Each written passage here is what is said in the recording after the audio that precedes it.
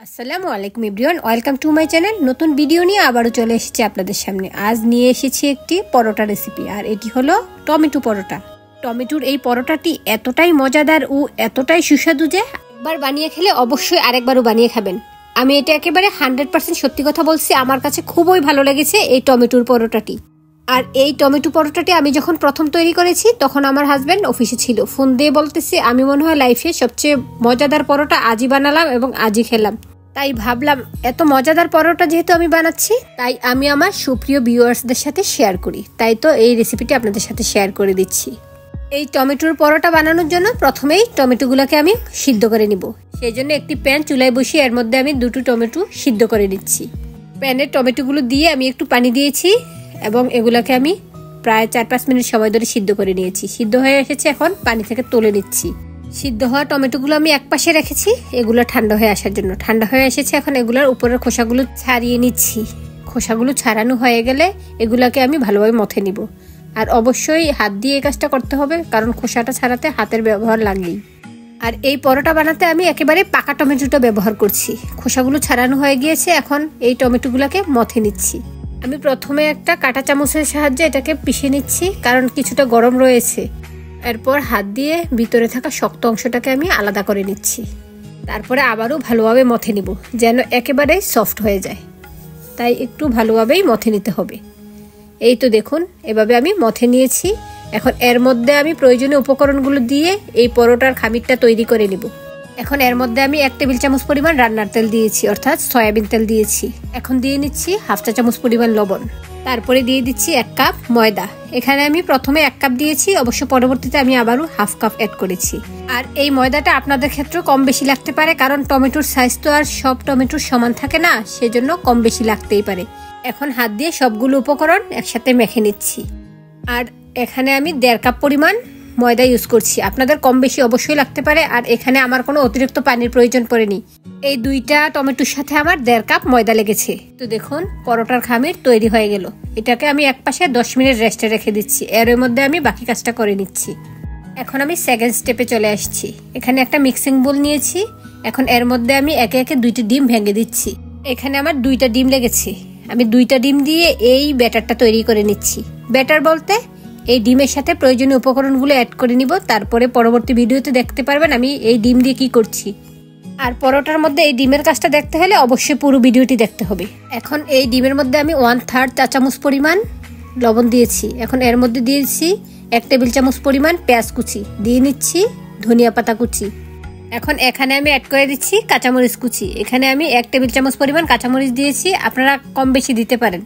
এখানে আমি 1 টেবিল চামচ পরিমাণ কাঁচামরিচ কুচি দিয়েছি, এতে আমার পারফেক্ট হয়েছে। আমি একটু কম ঝাল ঝাল ভাব রেখেছি, কারণ আমার বাচ্চারাও এই পরোটাটা খেয়েছে। আপনারা আপনাদের পছন্দ অনুযায়ী কম বেশি দিতে পারেন। এখন হাত দিয়ে আমি সবগুলো উপকরণ ভালোভাবে মেখে নিচ্ছি। আর অবশ্যই এখানে হাত দিয়ে মেখে নিতে হবে, কারণ পেঁয়াজ, মরিচ এবং ধনিয়া পাতাগুলো একটু ভালোভাবেই মিশিয়ে যেতে হবে, কারণ এটা পরোটার মধ্যে ইউজ করব। ভালোভাবে মেখে নেওয়া শেষে এখন এটা একপাশে রেখে দিচ্ছি। আমি পরোটাগুলো তৈরি করে নিই। রেস্টে রাখা পরোটার খামিরটাকে আমি প্রথমে একটু মথে এটাকে আমি 6 ভাগে ভাগ করে নিচ্ছি, যেন সবগুলো সমান হয়। সেজন্য প্রথমে আমি ভাগ করে নিচ্ছি। আর এই পরোটাগুলিও আমি খুব বেশি বড় করব না, ছোট সাইজের বানাবো। সেজন্য আমি এই 1.5 কাপ ময়দাকে 6 ভাগে ভাগ করেছি। এখন এখান থেকে 1 ভাগ খামির নিয়ে এটাকে আমি একটু মথে নিচ্ছি এবং এটাকে পরোটার শেপে বেলে নিব। আমরা নর্মালি পরোটা যেভাবে বানাই এটাকে এভাবেই বানিয়ে নিব। পরবর্তীতে ওই ডিম সহযোগ করব। আমি এটাকে বেলে নিচ্ছি প্রথমে, তারপরে এটাকে ভাঁজ দিয়ে নিব। তারপরে পরোটাটা ফাইনালি আবারও বেলে নিব। অর্থাৎ আমরা 4 কোণা পরোটাগুলো যেভাবে বানাই সেভাবেই। এরপরে তেল ব্রাশ করে দিচ্ছি। তেল ব্রাশ করে দেওয়ার পর এটাকে ভাঁজ দিয়ে নিচ্ছি। আর প্রত্যেক ভাঁজ দেওয়ার সময় আমি তেল ব্রাশ করে নিচ্ছি। এতে করে পরোটাটা লেয়ার লেয়ার হয় আর খেতেও ভালো লাগে এবং কি অনেক সফট হয় ও ফুলে। ভাঁজ দেওয়া শেষে এখন আবারও বেলে নিচ্ছি। এখন এটাই হলো ফাইনাল বেলা। আর খুব বেশি ভারী বা খুব বেশি পাতলাও করব না, অর্থাৎ এই পরোটাটা আমি মোটামুটি পাতলা করেই বেলে নিচ্ছি। আর দেখুন, এটা খুব বেশি বড়ও করছি না, আবার খুব বেশি ছোটও করছি না। বেলে নেওয়া শেষে এখন আমি বেলে নেওয়া পরোটাটা ডিমের মিক্সারটার মধ্যে চুবিয়ে নিচ্ছি। আপনারা ভিডিওটা ভালোভাবে লক্ষ্য করেন, এপাশ ওপাশ করে এটাকে আমি চুবিয়ে নিচ্ছি। অর্থাৎ এই ডিমের মিক্সারটা পরোটার এপাশ ওপাশে যেন ভালোভাবে লেগে যায়, সেজন্য এপাশ ওপাশ করে এটাকে চুবিয়ে নিতে হবে। আর এক্ষেত্রে অবশ্যই হাতের ব্যবহার লাগবে। আর ডিমটা চুবিয়ে নেওয়ার আগে আমি চুলায় প্যানে তেল দিয়েছি।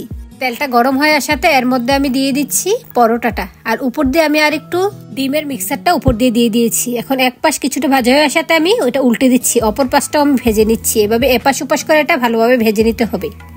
আর তেলটা আমি একটু বেশি দিয়েছি, বেশি বলতে এমন দিয়েছি পরোটাটা ডুবেও থাকেনি, অর্থাৎ তেলের পরিমাণটা নর্মালি পরোটা ভাজার চেয়ে একটু বেশি দিয়েছি।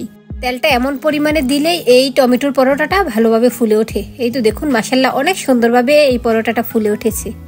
এই মুহূর্তে কে কোথা থেকে আমার এই ভিডিওটি দেখছেন আমাকে কমেন্টস করে যাবেন, এবং রেসিপিটি ভালো লেগে থাকলে একটি লাইক দিয়ে যাবেন, এবং আমার চ্যানেলে নতুন হয়ে থাকলে চ্যানেলটি ঘুরে আসতে পারেন। চ্যানেলে অনেক ধরনের রান্নার ভিডিও রয়েছে, ভালো লেগে থাকলে চ্যানেলটি সাবস্ক্রাইব করে পাশে থাকা ঘন্টিটি বাজিয়ে দিন। এতে করে আমি নতুন কোনো ভিডিও দিলে এই নোটিফিকেশন সবার আগে আপনার কাছে পৌঁছে যাবে।